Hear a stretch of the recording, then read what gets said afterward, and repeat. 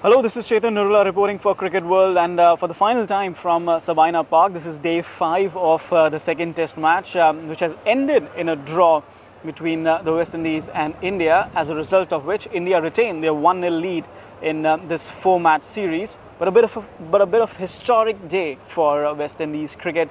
Roston Chase scoring a brilliant 137 not out as he helped his side to draw this match after only 6 wickets were needed by India when play started today. That's Wednesday morning. 98 overs had to be bowled. The 4th day had been lost almost entirely to rain, just a half-an-hour session, during which the West Indies had been reduced to 48 for 4. And after that, Roston Chase and Jermaine Blackwood were at the crease. So Blackwood came out in the morning and played the way he does, scored 63, his second half century in this match. Again, went bang bang, 54 balls, 9 fours, 2 sixes, 63 runs there. And again, it frustrated the Indians a bit that he was attacking them. And what was disturbing is that they could not come up with a plan, despite the fact that Blackwood had attacked them in the first innings itself.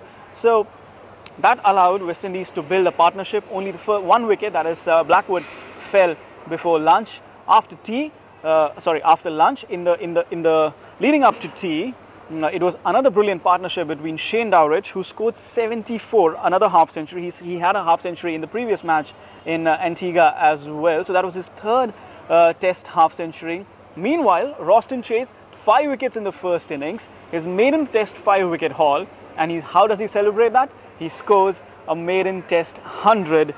And as he reached that landmark in the post-lunch session, Shane Dowrich was a bit unlucky. He deserved 100 as well. The way the two batted, he deserved 100 as well, mind you. But a bit of an inside edge onto his pads, and umpire Ian Gould did not detect that and gave him out LBW.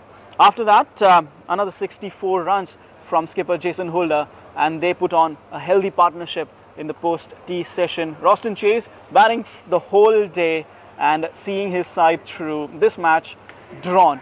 Talking about India, well, the pitch was perhaps the biggest problem, because it had eased out after so much rain. It wasn't your typical day 5 pitch. We saw on day 1, we saw on day 2, and we saw on day 3 that the spinners were getting some turn. Ashwin got turn, he got 5 wickets. Roston Chase got 5 wickets, he got turn as well. Mohammad Shami was moving the ball both ways. Then Umesh Yadav is known to reverse the ball as well. Even Ishant Sharma was attacking the batsman a lot, but today we did not see that a lot. The Indian pacers did not attack the stumps as much as they would have liked to. Bowled with a lot of width, perhaps, which they were trying to dry up the runs, but were not successful in that either, given how Blackwood attacked them.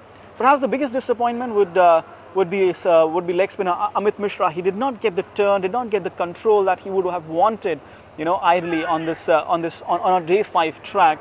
And then Ashwin also couldn't do much either. And we look at the bowling figures. Ravichandran Ashwin 1 for 114 and Amit Mishra 2 for 90, and they bowled 30 and 25 overs respectively. So spinners not able to do much on a day 5 track, which had eased out for batting a little. But it leaves the question that India are playing a 5-bowler attack. Couldn't they have taken 6 wickets on a day 5 pitch? They only managed to take 2.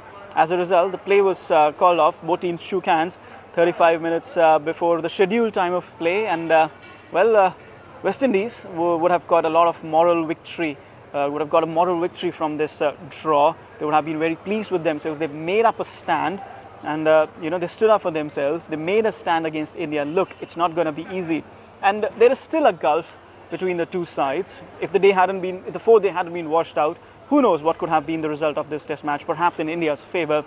So there is definitely still a gap between the two sides.